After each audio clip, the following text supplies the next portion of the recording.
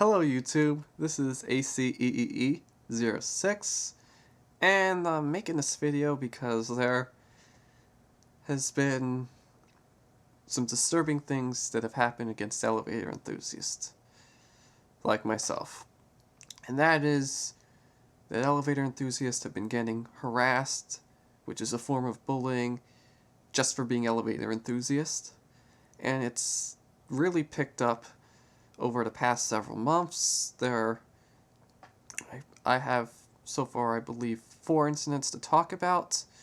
One of them is an incident I talked about on a previous video, but something else has come of it, and so that incident's about to be revisited. And what I'm referring to is how Andrew Reams, Diesel Ducey, the original elevator enthusiast, was staying at the Millennium Hilton for a night in Lower Manhattan, and he was down there to get a special trip to the World Trade Center, the new One World Trade Center, to film some elevators there. But right after he checked in and he was doing his video for people like us who love to watch them, the elevator he was in a low-rise elevator in which the guard asked, is everything okay? It seemed like that was just okay, that wasn't a bad thing.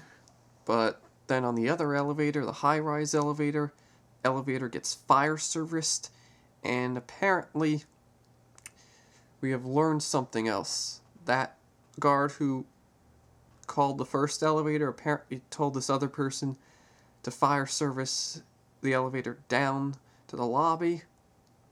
So the person who brought it down to the lobby was told to do that. It's not really his fault if his boss ordered him to do something. However, it does not excuse the ensuing harassment that he did. That is how he accused Andrew of trespassing, even after showing him his key card. The front desk clerk who had just checked him in came out and told the guard that he, or I believe she, had just done so. And that still wasn't enough. The guard said, "Oh, I can't find him in the system." Basically, he doesn't like elevator enthusiasts because there's just absolutely no excuse for it after major proof that he happened to be a guest. And while you can argue that obviously the time of day, it was 4 in the morning, was one where you don't expect people to be filming the elevator, but nevertheless, once you find out he's a guest, leave him alone. But the guard didn't do that. He had him speak to his supervisor on the phone, and his supervisor played the terrorist card. So, I mean, it's just not acceptable. But here's the really big story. That guard apparently has been stalking Andrew big time. And why? Because Andrew put the video up in early to mid-September, about 4 months after it took place, and the guard apparently found it a week or so later, and got disturbed by the fact that the thumbnail had his picture in it. And I would be more, in the guard's defense if he hadn't harassed Andrew like this. But look, first of all, photography ain't a crime. Second of all, do you really expect your picture to disappear after how you just attacked the guy's hobby? His harmless hobby? That's just not acceptable. Now, I hear that Andrew has contacted the hotel, but anyhow, the guard still has his job, and he should be very thankful for that. And the picture of him on the thumbnail and in the video is a small price to pay for the harassment that he did.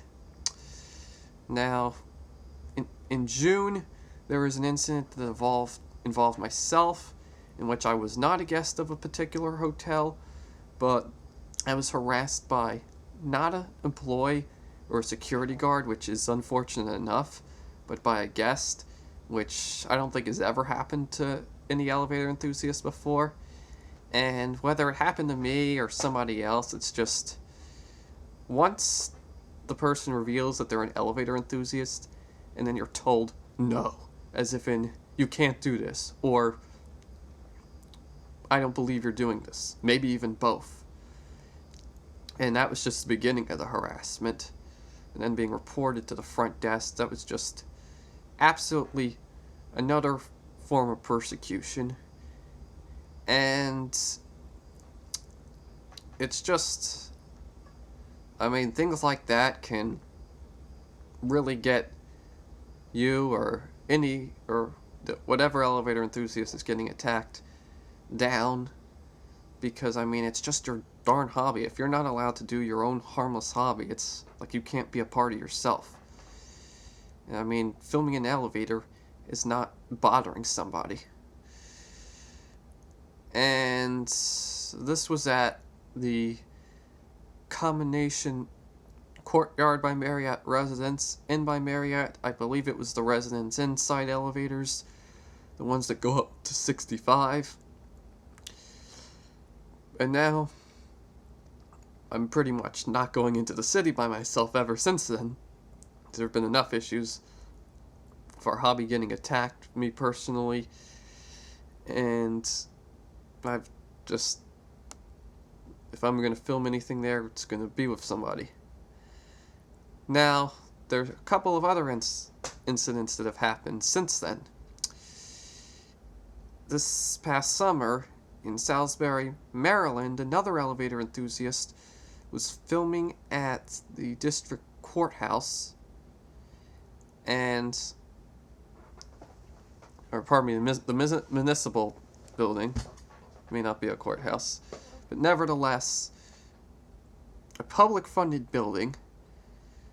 And to begin with, so already there's no private excuse at that point. It's already unfortunate when people do use the private excuse to stop a harmless hobby, but no excuse on public property. And he was filming the elevator, somebody came on, asked what he was doing, he told them, and the guy said, "Oh, you can't do that here." Another example. And then, even more recently, I think back in August, an elevator enthusiast was making a video in, I think, a 3-story building, and his dad was in a place on the 1st floor, and during the middle of the video, he went to the 2nd floor to get a picture of the intermediate call station, and somebody came on and called the police on him. That sounds awful enough. Then when the police came, the person pretended that the guy had punched him.